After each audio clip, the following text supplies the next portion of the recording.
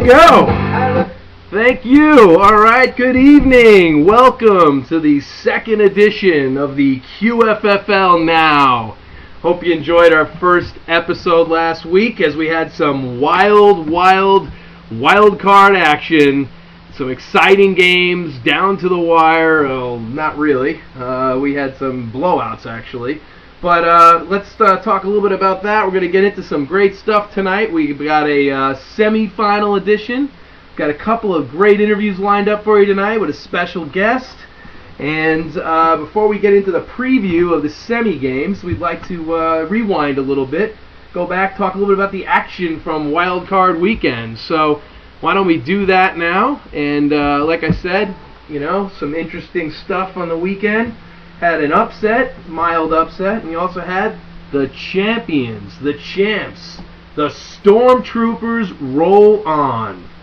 They continued their defense of the cup and the trophy as the Stormtroopers continue to show why they are the champs. That's why he's champy. The confetti will be flying. Another chance, 2 more games from immortality. Let's talk about how we got there. Last week we told you a little bit about his matchup. We told you the Stormtroopers, they were going to need some help from Ryan Grant. Probably a little something from Marvin Harrison, and lo and behold, we were right. We called that for you. Ryan Grant, big game, 17 points. Got some production out of Harrison with 13. Tomlinson kicked in 15. And when you break it down, the Dream Team was just overmatched on this date. Didn't get much from Lynch after that big trade. Their feast or famine with Rodgers to Jennings left them hungry. And Moss seems to have called it an off-season early this year. So Stormtroopers plus 17 at running back and plus 9 at receiver, and that's really the story there. That's what got it done for them.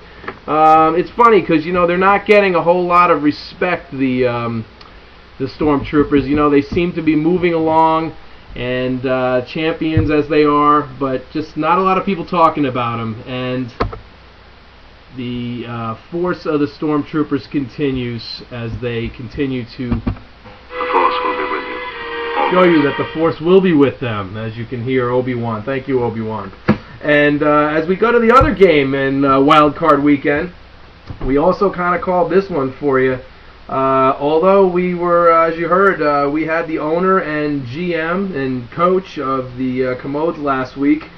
Came on the show, had some bold statements to make, and they kind of backfired on them. The Boogie Knights were up for the challenge, and they ran away with this game early.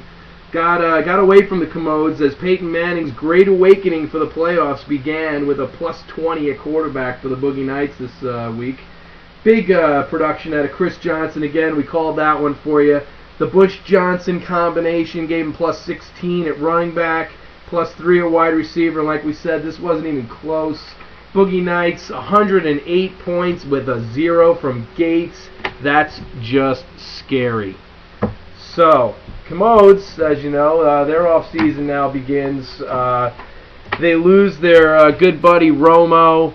You know, not sure how that's going to play out. Contract ends. You know, they ran a risk-reward offense, the gimmicky offense of all Dallas all the time. Kind of caught up with them this week. Forte and Jones a little disappointing, but again, everything lived and dies with Romo and this team.